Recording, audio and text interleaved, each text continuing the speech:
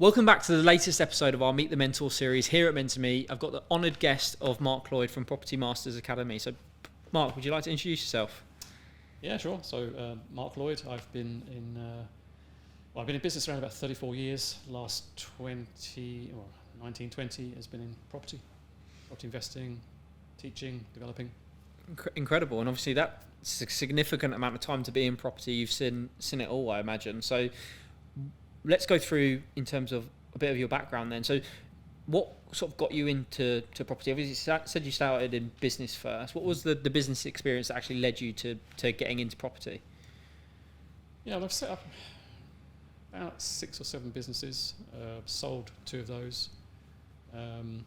And around about 2005, my business partner and I were looking at property just as something we wanted to get into but really didn't know much about. And there was a publication out at the time called, I think it was Property Auction News, I think it was called. And we subscribed to that, and we get these things when they're telling you all about these wonderful things, and how the hell does that work? And then we got an email out of the blue, I don't know where they got the details from, but just with a property. Yeah. And we thought, well, we'd buy that. Get stuck in. It seemed like a no-brainer. And to kind of put it in perspective, we were running a telecommunications company at the time, so nothing to do with property. And for us, a customer would make 50 quid a month, 100 quid a month. But when you've got 1,000, 2,000, 3,000 customers... It's a lot of money. It's a lot of money per month. So our mindset was still telecommunications. And when we saw this deal, we thought, it makes 50 quid a month. Okay, so we just need quite a few of those. And we were quite prepared for that. Little did we know that we should be making a bit more. And there's lots of other things we should have known, but didn't. But we got stuck in. And we also bought an overseas property as well in the New Spain, which was apparently Bulgaria. Bulgaria's lovely. I'm not saying it's a New Spain, but different part of the world. Well, we bought a penthouse apartment. Nothing, okay. not your basic lovely. apartment. We bought a penthouse apartment overlooking the Black Sea, and it was a lovely place, but never rented out. Yeah. So it do quite well now on Airbnb, wouldn't it? It would do. Now. Yeah. I mean, now it's a lot more developed than when we were there. I mean, the Black Sea area, particularly around Sunny Beach. We were around from Sunny Beach, for those of you who know the area, and we were quite a long way out, and there was nothing much between us and Sunny Beach. So it was kind of, but now it's a lot built up. Yeah, back-to-back hotels and so on, and a lot of them is Russian money. So it's kind of a lot of money in the area now. A lot of stuff. So you got started in property in 2005, which is obviously a couple of years before the financial crisis, and obviously property was a very lucrative thing going on. Everyone was getting a house, everyone was getting properties, you had 100% mortgages. So how did you quite quickly adapt? Because obviously you were very much at the start of your journey in property. Obviously you had significant business experience and seen success there, but how did you get on with adapting to the whole financial crisis? Because that would have been a huge setback very early on in your property journey. Well, not really. I mean, I having been through a number of recessions throughout my life, this was just another one. And I'm a firm believer in business that you can survive recessions and grow in recessions. I've proven it several times. Yeah. And in fact, we sold our telecommunications company during that last financial crisis. All right. Yeah. And because we had a good offer and we had a good product, but we were a growing company. And I think if you tend to look at the bad news, you're always going to act, your brain's going to be affected negatively. But if you always look for the positive and think, okay, how can we make this work? And for us, the financial crash, 2008, 2009, is probably when we bought a lot of properties. I think we bought 14 properties in 12 months. Oh wow, that's incredible. And it was just like we were getting discounts 30-40% below market value. Jesus. And because I was relatively new to the industry, I didn't know that only applied in the north of the country. So I got my second deal in Basingstoke in Hampshire, 40% below market value. So I said, well, actually, it does work in the south. Yeah. You just need to know what you're doing. And I proved that time and time again. And it kind of, we started growing really, really quickly with the property side. We focused on 2 things, actually. I mean, I don't want to give the false impression we didn't have an awful lot that we had a lot of money, because we didn't. I mean, we sold the company at the time was right. It gave us enough to get started. But you soon realise in property you need an awful lot more money than you thought using investors' money and stuff. And so whilst we've got our 14 properties, we then started to see, we're running out of cash here, and of course 14 properties at buy-to-let didn't really produce a lot of income. And so we ran a sourcing business alongside the property side as well, and that kind of helped us within our early days, because we were full time from day one. We sold the company, we were full in, and I wouldn't recommend that to anybody. I would say, Start on the side, see if you like it. Or I don't like to call it a side hustle, but it's a side business. Yeah, I agree. And actually, take the steps to actually start something properly, and then build up. And once you got to a certain stage where you're earning 2, 3, 4, whatever £1,000 a month, then you've got the choice. You can decide: do I still want to keep working, or do I now want to make the transition and grow even quicker? So that's kind of how we started. Incredible. So it's really interesting, actually, because obviously, I mean, business is business, but going from a telecommunications company to Downing Tools and selling that and going into property would have been quite a transition. What was the passion that you found going into property? What was it that, because obviously if you've been doing it 20 years, you're enjoying it, you're teaching people it, there has to be a passion in there. So what was, like, what drove you actually to taking property? Because obviously you've already got a lucrative business with telecommunications. What was the reason to carry on growing that property business rather than sort of going on to something else? Well, we saw property as a different kind of business. Prior to telecommunications, I'd had a utilities company and I'd had a central heating company. So they were all different products. Yeah. And so I'm a firm believer that as long as the business concept is there, the product that you slot in, which in this case is property, makes very little difference to the way you operate. And what we were looking at was the telecommunications industry, which was quite cutthroat. And we'd lose business, we'd gain business, and you've kind of got that constant kind of battle of trying to retain customers and grow the business, which we were doing. But with property, of course, if you do it properly, you do the job once and you've got it forever, or as long as you want it. Yeah. And that was a big attraction. So rather than just taking on customers, we might have kept them for a year in telecommunication, or 2 years or 3 years, or whatever it might be, and then someone else came along with a better offer or a different kind of proposition, then we'd lose them and have to recoup all that income again, whereas in property that doesn't have to happen.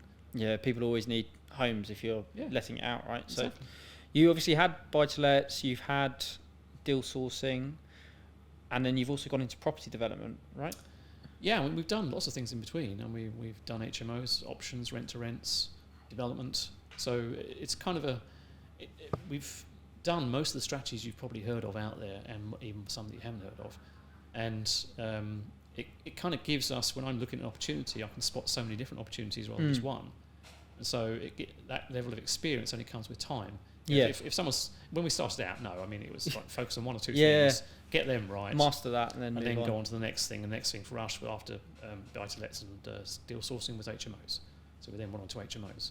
And then we started to get more adventurous, and there's things like creative contracts, lease options, delayed completions, rent-to-rents, all those kind of things. So it gives you then more options when you're looking at a deal. So when you're talking to a vendor or an agent, does it work for buy-to-let? Does it work from HMO? Is it a deal that I can source on? Can I do a lease option on it? Can we do a delayed completion? Is it a rent-to-rent opportunity? There are so many different options, but that only comes with experience. Yeah. No, I think that's obviously, we'll come on to mentoring a little bit later, where a mentor super boosts your growth in property, because you get all of this wealth of knowledge from somebody who's already experienced it like yourself, right? So obviously the problem with getting into property now for a lot of people is obviously there's so many headwinds that cause you issues. What would you say for the new property investor they can sort of look to overcome these issues, whether it's the new interest rates or housing around the country? Like what would your advice be to somebody that's looking to get started in property? First step would be get started. Yeah. I think that applies to everything, right? I mean, everyone has all these massive dreams and designs, and they're like, I'm going to do this, I'm going to do that, it's all going to be amazing, but they then sort of get caught up and forget to start, don't they? Yeah, but the main things it's lack of money. So there's perceived lack of money. There's lack of education, right? And that you can get in lots and lots of different places. And the mindset. And it's those three things, really, but most people can't get their head over the money aspect. Now, I must admit, when I first started, I kind of struggled. And it was only probably 18 months, 2 years, I kind of suddenly realised. Because when I got my first buy-to-let, and that was the easy part, getting the first property. But then you start refurbishing it and you think, hang on, how long is this going to take? We're paying the mortgage now. We're paying all these people. All we got is money going out, no money coming in. So that was kind of a bit of an eye opener, and we were doing sort of baby buy-to-lets, doing nothing big. But then we kind of started progressing and starting larger things, and I kind of got into the habit of looking for bigger deals, because it takes as long to do a 50 grand refurb, get it back on the market or refinance it, as it does to do 100 and 150 or 200,000 pound refurb. The same amount of effort roughly goes in the same, but on the 200,000 pound refurb, if you've done your figures correctly, you're going to make a lot more money. Yeah. And so we started looking at bigger things, and whilst we still had some of our basic baby buy-to-lets even today, we still have some of those. In the very first deal that made 50 quid a month, still got today. It makes a bit more than 50 quid now. Yeah, I'd hope so. But the interest rates. All I'd say about the interest rates, when I started, they are where they are now. Yeah. Yeah, I think everyone got accustomed to, like, post-financial crisis, them being on the floor. Whether I imagine they'll probably come down a little bit, but whether or not we'll ever see interest rates again at 0.25%, 0.5%, who knows? No, it was artificial. The government pumped a lot of money into the economy post-financial crash, so that quantitative easing, in other words, just here's loads of cash, let's pump it all in. That money ended up in property, as it always does, hence why we've had a lot of the price increases. But now they kind of start withdrawing that, because they've got to raise taxes, so they've got to start taking money out of the economy at a time when it's not a great time to do it. Yeah. So that's why we're at the kind of situation where we are with the interest rates, because they've got to take money out of the economy, the inflation, bring it down. I don't think get down to, we might come down to about 3.5, but that's going to be about it. I don't think we'll ever go down to the kind of levels we'd seen. Yeah, I think it's adapting, isn't it, to the new normal, isn't it? I think anyone that's now starting in property now has to realise that you're not going to get what you used to be able to get with the 0.25, so you sort of have to look at cracking on. So where do you think the property market is going next? Because obviously the inflation rates have sort of somewhat come down or stayed around the same. Property prices have been, I think they've started to level out a little bit after dropping. Where do you see sort of the next trend coming? Because obviously we're still in a cost of living crisis. So for the person that wants to start, what are some of the things that they should be looking to actually getting started? Is it that, we're going to see some time to start flourishing now again? Do we think, deal sourcing? I think deal sourcing is probably going to be the best place for most people to start, right? Potentially, yeah. But I think the thing is, of all my time in business, the best opportunities have always been created by the government. So whenever the government interferes in the market, you can guarantee there's going to be an opportunity. So interfering in the market like they're doing at the moment, and they have been doing for the past 10, 12 years, creates opportunities all the time. Now, we've got that coupled with uncertainty, because we don't know what's happening with interest rates or inflation. My own view is I think interest rates have hit the peak, inflation will start dropping, but the interest rates won't start to drop probably till about spring next year. So that kind of uncertainty means that prices are, I don't believe they're really dropping that much. Yeah. I think they're stable. They kind of hit a stupid level and had to have a little bit of a drop down. But you compare it over the past 3 or 4 years, they've not really dropped at all. And you now look at inflation, it means property prices are now starting to fall behind. So in fact, there is a real term drop, not just a monetary drop, a real term drop. So that will need catch up, but we're already seeing that in rents. Rents are now at record levels. That often happens when property prices are slightly slowed down, so rents take off. So you kind of got that kind of thing happening. And if someone's looking at the market, as I said right at the very outset there, they should really start. But don't worry about what's happening today, tomorrow, next week, next year, because if you worry about that all the time, you will never get started. And it's all about getting the experience. That's really important. Your first deal, you learn so much on your first deal. Yes. Just sourcing a deal for somebody else, or doing your first buy-to-let, or your first HMO. You learn the challenges. You learn so much. Yeah, and then you go on to the next one, and then you get hit with a bunch more challenges, which is why you obviously end up with a mentor. So you've obviously done a lot of the different strategies, as you said. Am I cheeky to ask, what is your favourite one? That's a difficult one. I tie it between two. One, I love finding deals. Okay, that's my number one. I love negotiating deals. I love getting the deals over the line. And fortunately, for the past 30 odd years, I had a business partner who's always done the operational side of things. She's now pulling away from this business, so I'm going to be left on my own as of end of this year. So I would say deal sourcing is a good one for me, because that's the kind of thing that fits my kind of profile. Dealing with investors. Yeah, and I've been in sales all my life. Yeah. So getting the deal, getting it over the line, great. And it's a relatively simple business proposition, deal sourcing. From that, it's finding opportunities. So I've got a deal going through at the moment for myself, which is turning out to be better and better every day. I met my planning consultant out there last week, and he said, "Oh, we can fit another house on there." So my GDV's just gone up another. Amazing. So from a deal that I was going to make 150 grand on originally, it's now going to be 500, 600,000 pounds. It's incredible. From one deal that I found on Rightmove. Yeah. A lot of people think you've got to do off-market stuff, and don't get me wrong, off-market's brilliant. It takes a little while to start getting off-market deals coming through, but agents have got abundance of deals. And I've just moved to a new area, so I'm working in my new area. I knew nothing about the area, and I've already found half a dozen deals, of which I've got offers in on at the moment, and one is going through. What would you say then for people that want to start in their area? Because obviously everyone always talks about location, right? I mean, and I think there's elements to that, but I think there's probably opportunity in every location, right? I mean, correct. If you're starting in, maybe you want to buy local, what would you sort of advise people to sort of get started in their local area, apart from just starting? Well, it's going to depend on what's happening in their area, so they need to do some research in their own area. Yeah. I'm a firm believer that there is a strategy that will work in your area. There will be one strategy. Now, in London, buy-to-lets might not work terribly well. In fact, they don't. Yeah. But if you're an overseas investor, want cash to sink in, they're going to want to put into London. Yeah. So if you're sourcing deals, then London's not such a bad opportunity if you've got an overseas client base. But for you, whatever area you're in fact, I'm mentoring a guy at the moment. He's in South London, and I'm trying to encourage him to look for opportunities within his own area, but he's also looking a little bit further afield in a couple of other areas he knows, which is fine, because as long as he's got some knowledge in those areas or people in that area that he can work with, then it can work, because I've done that in the past many times. But there's always going to be a strategy that will work in your area. It might not just be the most obvious one straight away. That's all, and it takes a little bit of time. I would say that don't rush into it. Don't think, okay, I need to get a property today, because I see this so many times. I see investors getting started out. They're so keen to get their very first deal, and then ends up being a bad one. It ends up being a bad one, like my one. Yeah, because we were keen to get started, and so. Yes, you're going to learn from that, but it could be a costly learning mistake. It might wipe you out completely. It could potentially wipe you out. Yeah. And I was talking to a guy yesterday about his very first deal. He lost 60 grand on. Wow.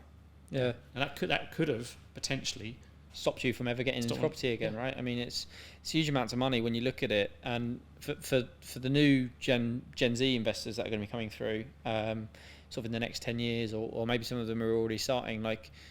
It's already difficult enough to get on the property ladder for most people, right? Where would you? Obviously, I'm going to keep asking you about where they can start, but what are some of the things that they can do to better prepare to getting onto building a property business? Okay, let me kind of take you back a few years from when I started and what I did. Okay, so apart from the initial bit, when a couple of mistakes, and then an opportunity arose. We looked to sell the company, and at the same time, I had a letter come through the post inviting me to a property seminar. I thought, oh, that's good timing. Let's go along and have a look. And 20 minutes into this preview seminar, my business partner and I said, let's do it. Yeah.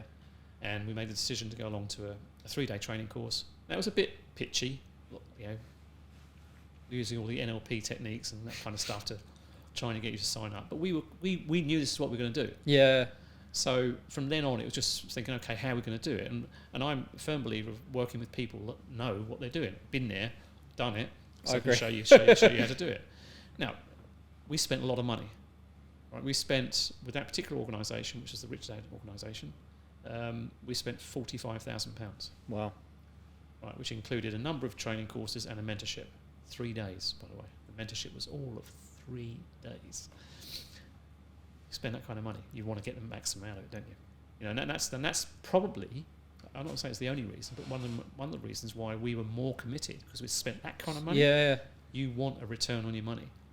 And I think that goes into the mindset part as well, is like understanding that you need to invest in yourself to actually see success. And I think, and it's obviously, we've started a mentoring platform, so obviously we try to help people get into learning something through a mentor, because it's obviously the best way to do it. And I think once you've made a financial commitment, and it's like, I see it with other things where people can give out free value to a certain extent, whether it's a free webinar or it's a free in-person training. When it's free, some people just don't, it doesn't click for them, because they're not incentivized, because they've not made a financial commitment. Even if you sell tickets for £9 or £20, like, people are more likely to turn up and take it more seriously because they've made that somewhat commitment. And I think investing 45 grand has probably been the best investment you ever made, right?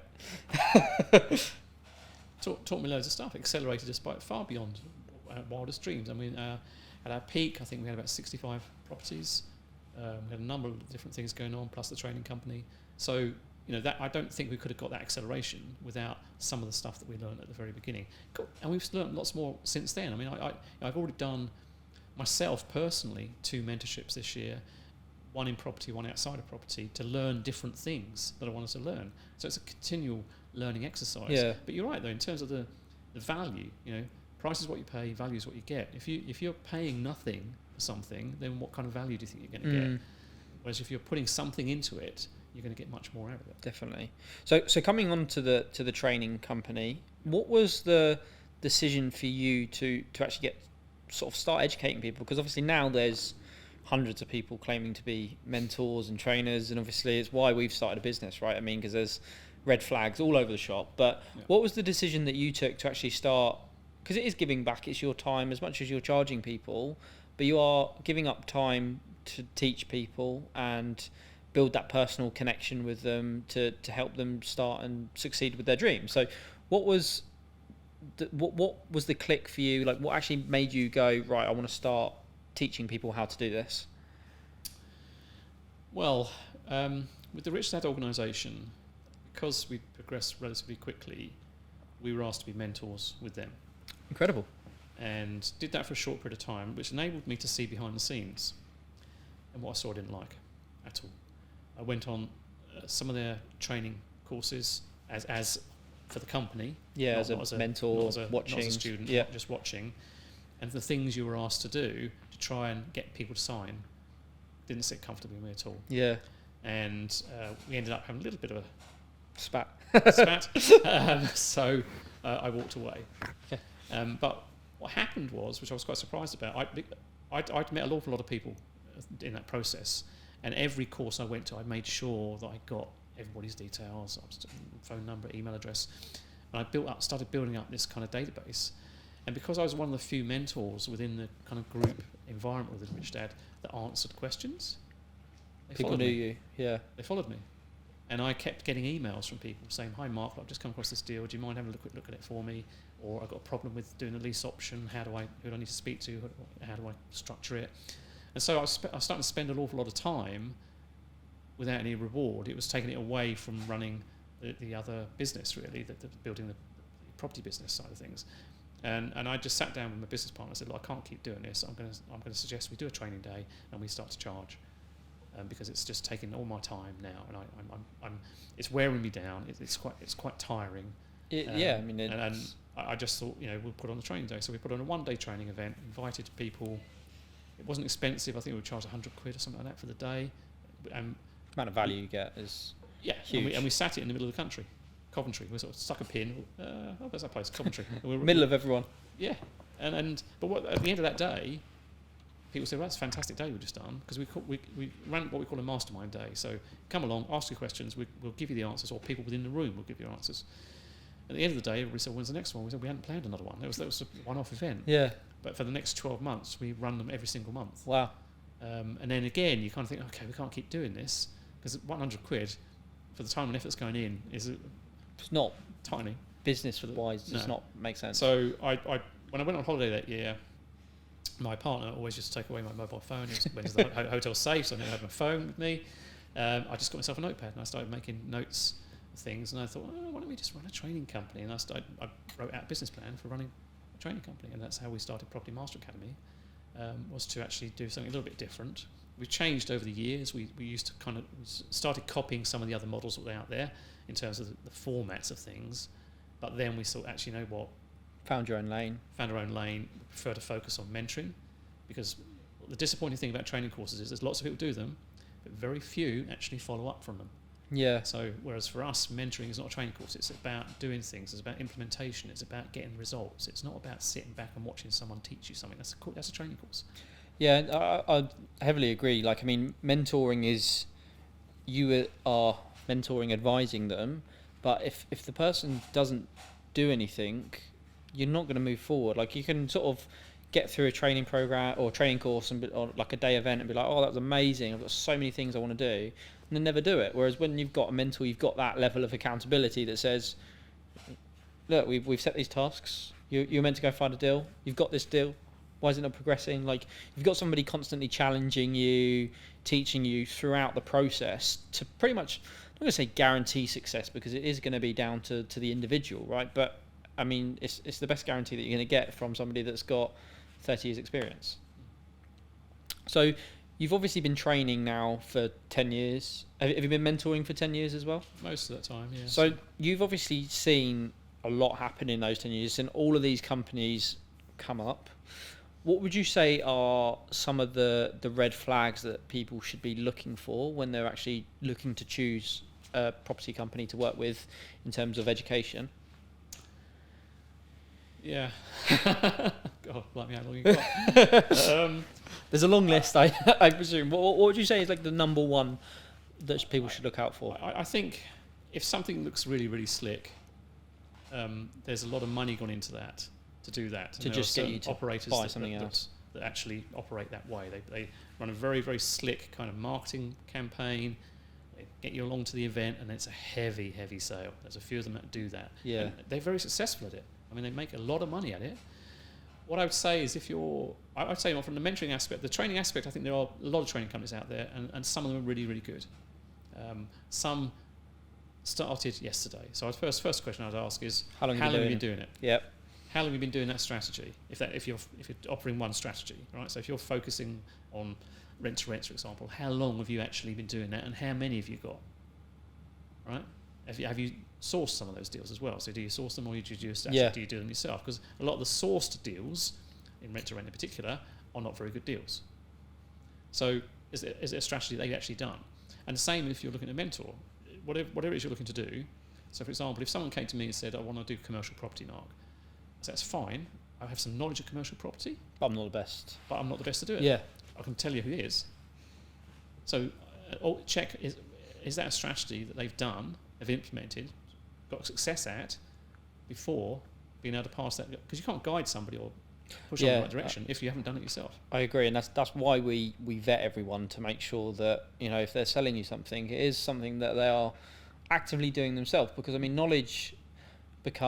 experience is great, but if you're not still actively doing it to some element, like, and you're not in the industry, knowledge becomes old quite quickly. Like the market moves very, very quickly. So I think actually having somebody still active and still very much involved in the property strategy that you're going for is what you need. And the thing that annoys me that I see is that so many people are starting these training companies where maybe they've bought one deal of each different property strategy, and then they're saying, I'm the master at them all, because they know how to market better than some people. But I think what you'll find is that the people that actually have the knowledge, they don't need to market heavily, because people are queuing up already, right? Because they want the experts.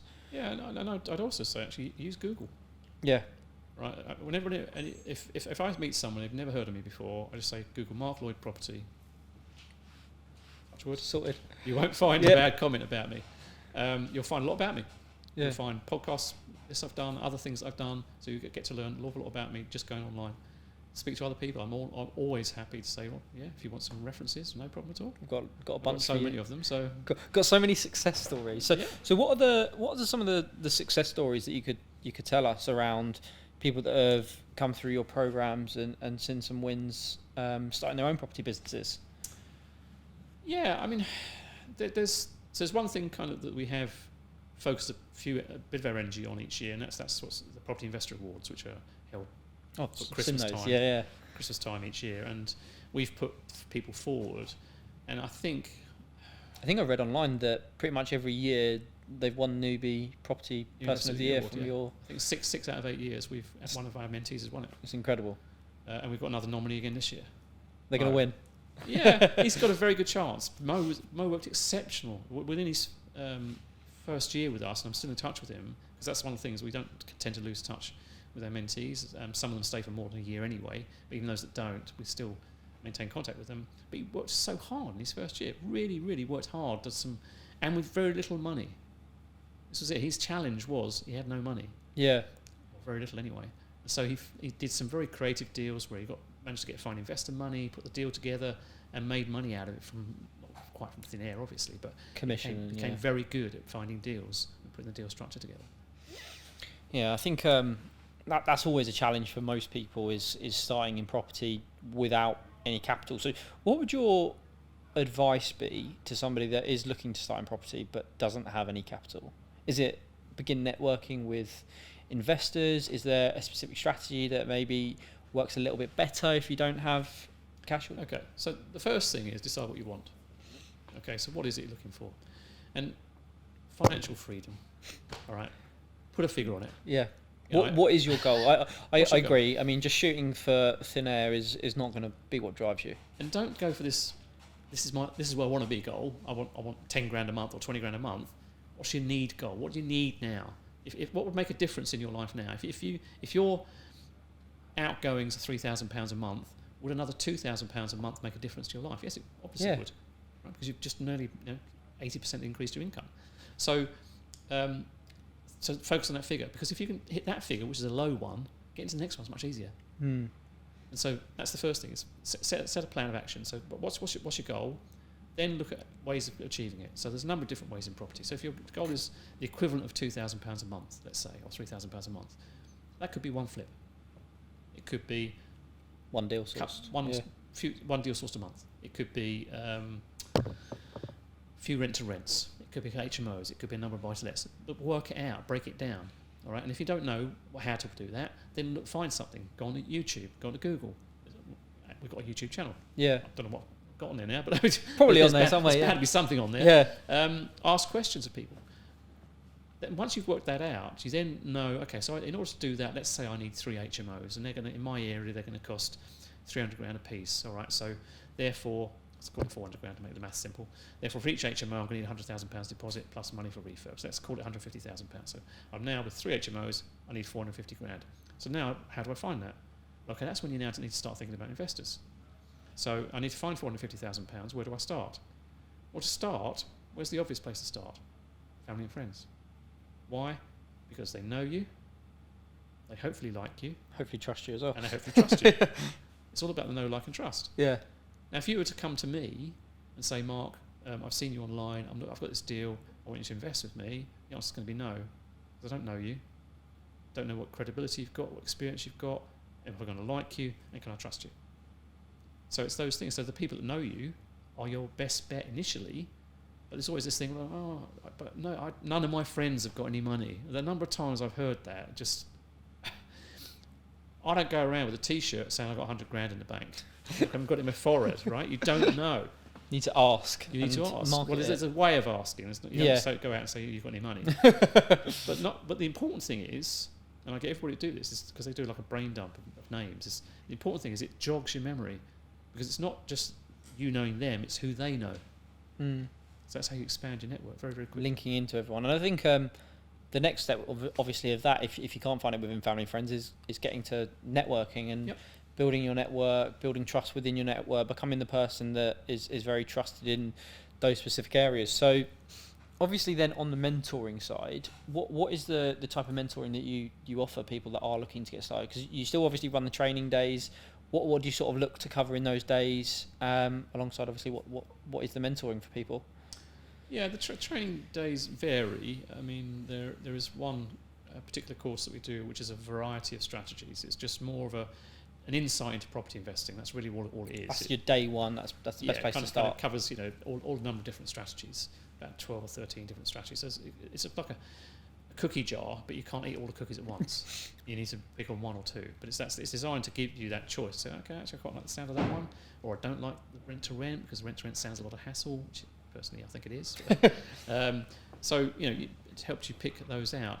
And then once they've done that, the mentoring kind of hones in on that. So the mentoring we do does cover a number of different strategies, but not with the one person. So we could have a group of people, 6-10 people, that have got different strategies. Chances are that's not going to happen, that 2 or 3 are going to be the same, and so on. So we're only talking about 2 or 3 different strategies at a time, which, because we've been doing it nearly 20 years, we can. But for those training organisations that have been around a year, they'll only have one strategy. Yeah. Which is fine. I'm not saying there's anything wrong with that at all. But if you want to grow a diverse portfolio, because there are many reasons why you should, because one, the economy for one, things can change. You've got microeconomics within your own investing area, so things can change. HMOs can change, for example, which they did in one of our areas, so which is why we sold some of our HMOs. Buy-to-let can change. Government can change things all the time. So that's a lot of information, and I think a lot of value that you can obviously get. So if people want to get started learning, coming to one of your training days or mentoring, how can they sort of get in touch? Just reach out to me on social media. Just look for Mark Lloyd or Google Mark Lloyd Property, or go to Property Master. Google Mark first. Yeah. Property Master Academy. Go onto a website, send me a message. You'll find ways of connecting with me on there, and I'll have a conversation with you. Perfect. There's very few people that actually go onto our website and say, "I'm going to have that training course." I'd rather speak to you, say, "Yeah, it's right for you," or "It's not right for you," or "Come back at another time," than say it's the right thing to do now. So I'd rather have a conversation and say, "Well, actually, you know what? You might be better off waiting a few months and come back," or "You're ready for mentoring now. You don't need." I think that's one of the main things is we want to set people up for success. We don't want them to buy and fail and then not go on with their dream. So, well, thank you very much for coming on. I really appreciate it, and I think there was a lot of value that people would have got from that. So thank you.